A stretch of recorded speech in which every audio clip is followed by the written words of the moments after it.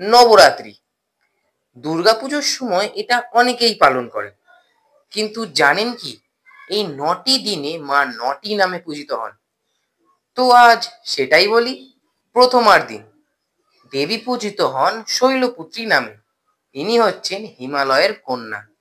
দ্বিতীয়ার দিন পূজিত হন দেবী ব্রহ্মচারিণী। তৃতীয়ার দিন দেবী পূজিত হন চন্দ্রঘণ্টা নামে।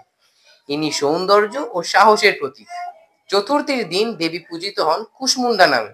ইনি অষ্টভুজা ও অষ্টসিদ্ধি দাত্রী। পঞ্চমীর দিন দেবী পূজিত হন স্কন্দ মাতা নামে। ইনি কার্তিকের জননী।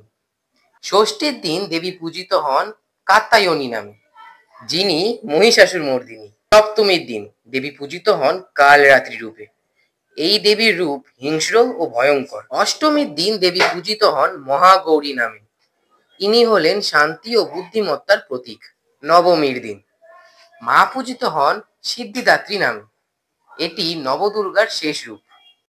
আচ্ছা, এবার বলুন তো, আমি কার্তিকের জননীর নাম কি বলেছিলাম?